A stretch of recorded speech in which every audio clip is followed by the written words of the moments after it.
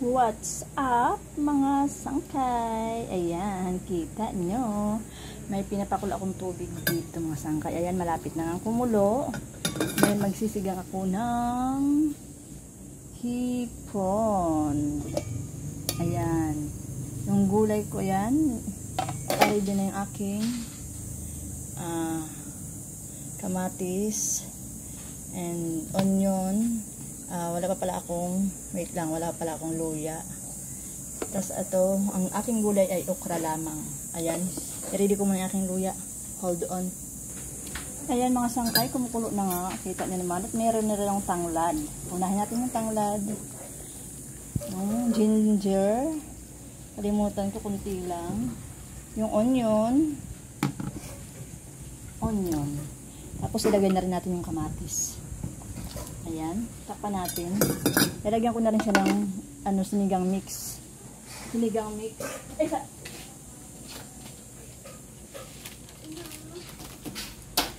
mix Mamasitas ang gamit ko. Ayan.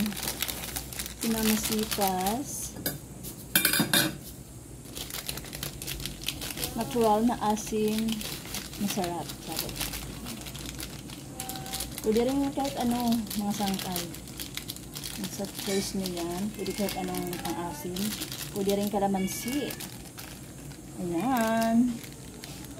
Takpan lang natin muna. Hayaan natin kumulo. Lagay ako mga sangkay ng pamintang buo.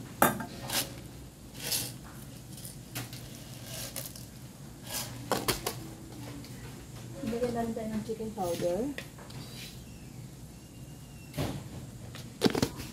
Then let's taste it. May ako na ilalagay yung main na sahog, charot. Lagyan natin ng kunting asin mga sangkay.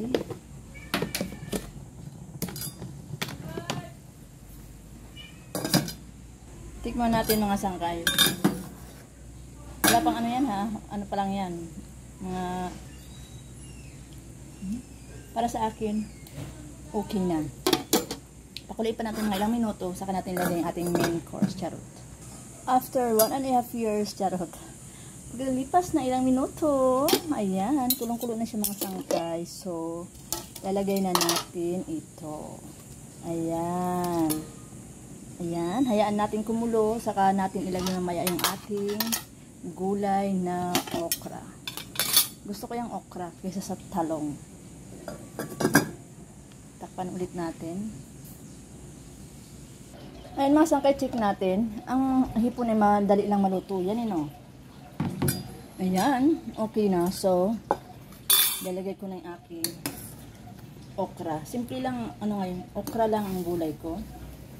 Yan, pakuloy lang natin saglit yan. Dindan na yan. Ang okra din ay bilis lang lutuin yan mga sangkay. Takpan lang natin saglit. Pakuloy lang natin mga ilang minuto para maluto lang yung okra. It's done. Mga sangkay, sa sobrang gutom ko nga ay nakalimutan ko ito. Ang siling green, isa lang kinuha ko. Hatiin ko lang ng dalawa. Hatiin ko lang pala. Ayun, ginawa kong dalawa. So, yan. Done. Done. Sinigang hipon is done mga sangkay. Thank you mga sangkay for watching. Ayan. Masarap to. Lalo na ngayon, malapit na ang tag-ulan. Ayan. Yummy! Thank you for watching!